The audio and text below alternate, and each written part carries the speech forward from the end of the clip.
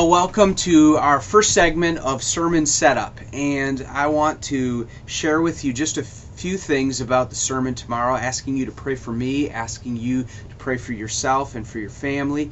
This is, I hope this will help you be able to share this with your spouse or with your children tonight as you prepare for the ministry of the Word. Hopefully, normally I'd like to get this done on Fridays, but I'm just starting out, and so Saturday's better than nothing. I hope this will help you prepare your hearts for the ministry of the Word. My passage tomorrow and Sunday will be 2 Timothy chapter 1, verses 8 through 18. I'm not going to read all of it right now, but here we find Paul writing to young Timothy, Pastor Timothy. Paul's a missionary, and he's going out, and he tells Timothy to not be timid, but to continue to partner with him. And he gives example. He instructs him in being courageous and being sacrificial in his partnering, and he gives example. He gives it to Onesiphorus. He says, look at Onesiphorus. He ministered to me in my need.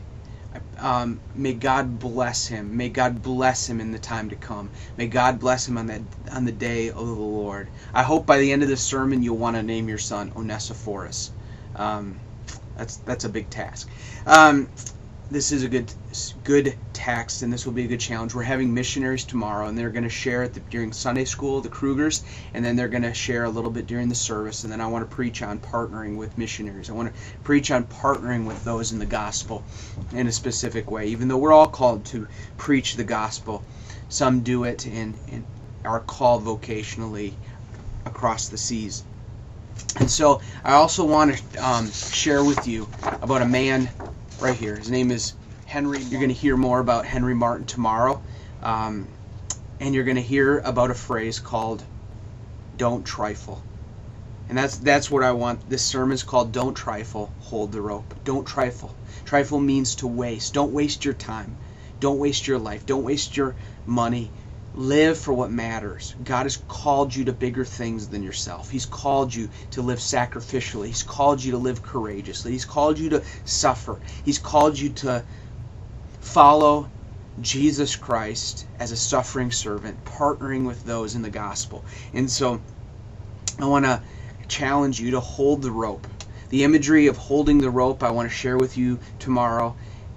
But in short, missions is simple. It's holding on to the rope. God has called all Christians to be part of missions, foreign missions. He's called some to take the end of the rope, going to the nations with the gospel, holding on to one end of the rope, sharing the gospel with others, in putting himself in harm's way, putting himself in discomfort, putting himself out there in rescuing the perishing for the glory of God. And he's called others to partner with him. He's called the body of Christ to partner with those people on the other end of the rope. And as they hold on to the rope, they may get their hands burned. They will get beat and attacked while they hold onto the rope, but they must not let go of the rope.